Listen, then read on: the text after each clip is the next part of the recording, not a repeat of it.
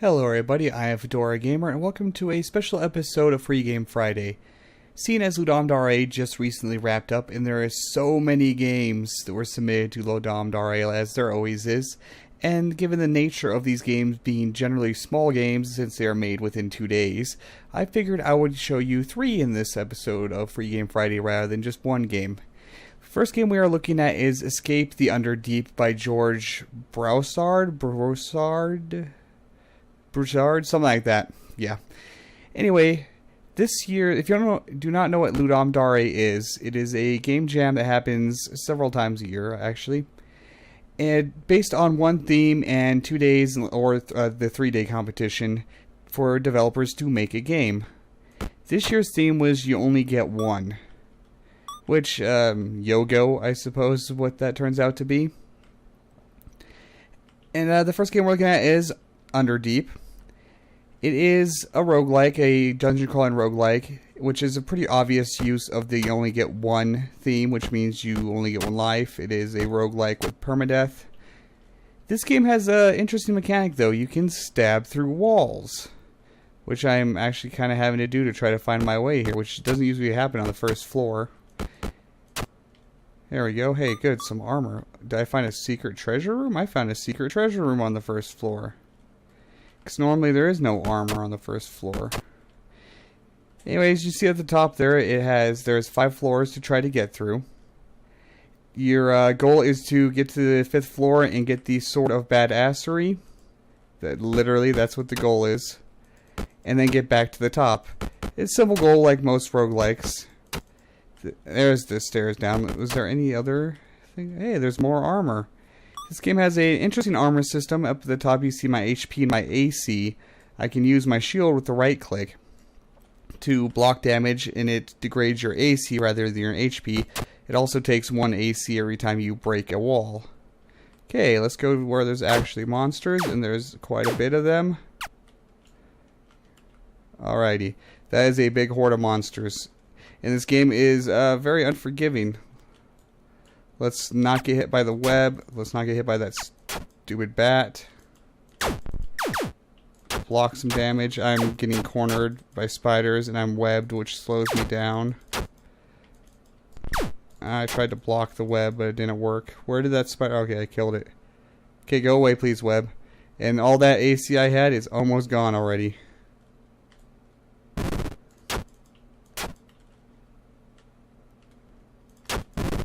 Ah, he got me. Die, thank you. I'm out of AC, so I can just stabby. Die, spider. I need to find more armor, and I've lost a lot of health for this early in the game. It's only 5 floors, so it's not a very long game, but it's definitely not very easy. I can't block that bat. That's right, because I'm out of AC.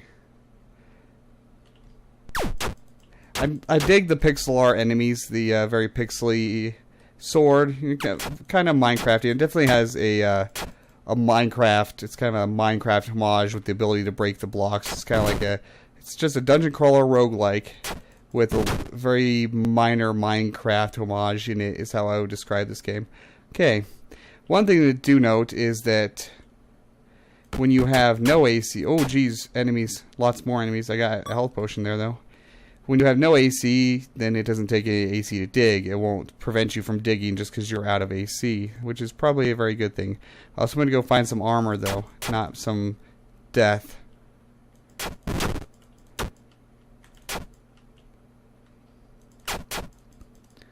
And I am about dead. I'm going to dead. I haven't even seen where the ladder down is yet. Oh, over here with death guarding it. How nice of it. Though you can avoid these enemies fairly easily. They stop chasing you after a very short distance. So I will just avoid him and look for good stuff here. Ooh, armor. Need that. More death. Except for those spiders. They have a ranged attack, which is bad juju. There's the way down. Oh, okay. Oh, and the way down is death. So that is Underdeep by George. I will go ahead and have the link to that in the description. That is the first of the 3 games. And the second game on today's list is 1111 Part 1 by Jim Shepard. A good buddy of mine. He's the developer of the upcoming roguelike Dungeon Mans, which I was kind of expecting to go with a roguelike just because of what the theme is. But that would just be too obvious. So he went with a much different approach to the you only get one theme and made a very interesting space shooter. You only get one. He took a very literal, clever approach to the concept, the theme of this Ludum Dare. Let's go ahead and get into it. You only get one. It is a space shooter where you collect the ones and fight anything else. Like these 2s. When they hit me, 1s come flying out of me. Then I collect 1s to upgrade. There's sadly no sound or music. So I'll probably throw in some music just for the hell of it myself in the editing. It's a very clever idea, and I will show you a few of the ship upgrades here. Let's not stay in the middle where the 2s, the evil 2s, are going to get to me here. Okay. Get to a few upgrades here. You probably hear a lot of my keyboard smashing because it's keyboard controlled. It's keyboard controlled, but you probably hear my spacebar. My spacebar is real loud, strangely. Okay, give me those 1s. I need those 111s. Because you only get 1s. Oh, that hit me. Then that lowers the bar at the top, which is what you're trying to fill to upgrade to the next level, which are always level 1 because you only get 1.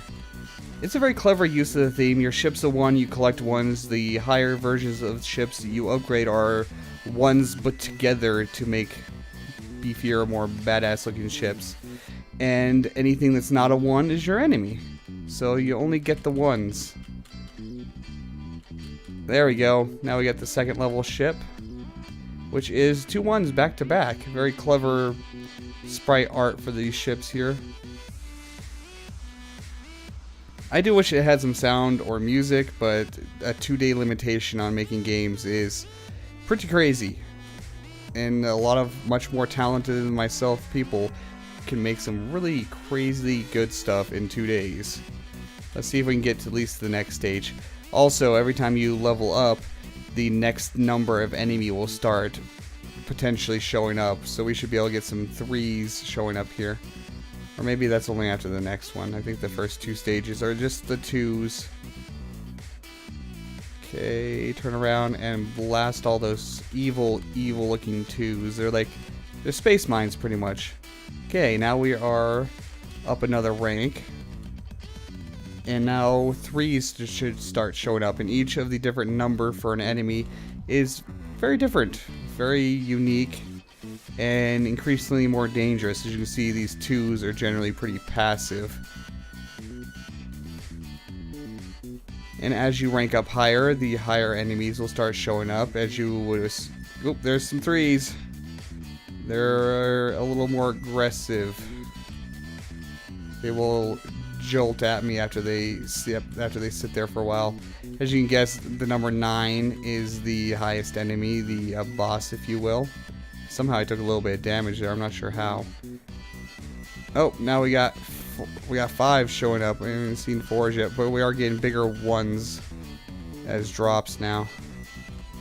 The 5s actually fire back at you, but they give you big chunks of 1s. It's a really awkward thing to say when you're trying to describe this game. The pickups are the 1s. You can see, though, I have a heck of a lot more firepower now. Just kind of rain the area here. I want to get those 5s. They give me a lot of 1s. Those 5s give me a lot of 1s. And now we are a spinning wheel of death, pretty much. Actually, I'm getting my butt kicked right now, but you can blanket the area pretty well. Now we have some 6s after us and some 4s there, which are basically just giant meteors. And I'm not going to continue playing this very much more because I don't want to ruin it for you. The different ship designs utilizing more and more 1s are very interesting. Same with the different numbered enemy designs, and I don't want to spoil all of them for you. If If you want to see past 6, you're going to have to go ahead and play it yourself. The link will be in the description. And now for the third game. And last but certainly not least is a game by Robot Loves Kitty, another one of my personal favorite indie developers, most well known for their game Legend of Dungeon, is Cat Gentleman's. This game is completely batshit crazy, and it just shows how wonderfully insane Robot Loves Kitty is. It's a game that's kind of quappy. If you don't know what quap is, just search on YouTube, you'll find it. It is Victorian cat gentleman dueling in a 3-stage duel. It is meant to be played with 2 people. I do not have a second person handy right now, so I will be playing with myself. Do not take that out of context. The first stage of the duel here between Franklin and Reginald is the insult slinging stage, which are cat-themed Victorian-style insults that are highly amusing, and there's actually voice acting in this game. So I will be quiet for a second and let you hear that once we spin the insult wheels here.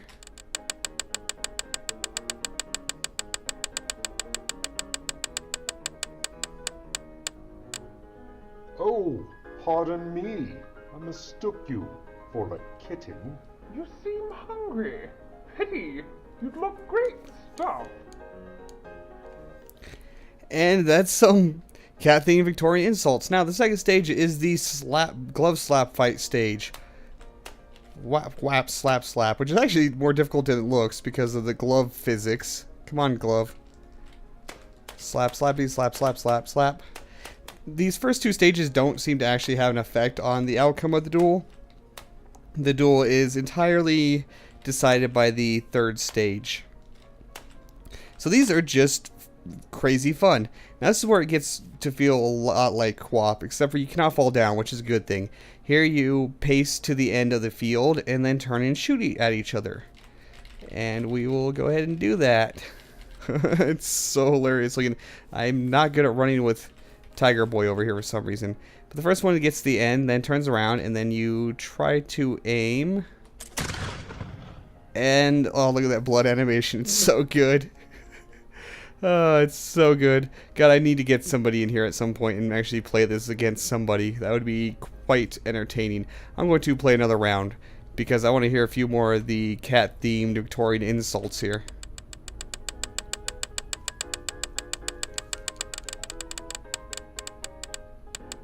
Oh, pardon me. I mistook you for a kitten. You, sir, are an ungraceful pigeon hopper. Oh, I got a repeat there, but, yeah, well. That's probably the best part of this game, I think, is the cat-themed Victorian insults. I wonder where they came up with this idea. I have to wonder that. Let's do a slap and use. Wait. High five, buddy. Whack. High five. No, don't slap me. I'm trying to high five you. Robot Loves Kitty. Those 2 are wonderful. And let's go ahead and try to see who gets there first. See, just button mashing doesn't work as well. Whoops, that didn't work. Yeah, if you keep mashing the buttons when you get to the end, then you just end up firing into the air. You know, I wonder if you can shoot your... I did it again. Well, I don't know if you can shoot yourself, but yeah, you gotta be careful when you get to the pole to stop and hold a button down so you can aim. And this is Cat Gentleman. This is wonderful. Game 10 out of 10, game of the year. The link will be in the description. I've been Fedora Gamer. If you like this video, please like, comment, and subscribe. And do check out the Ludum Dare website for more games. I have not even scratched the surface of the games that have been submitted to this one. There are so many. And I'll see you next time.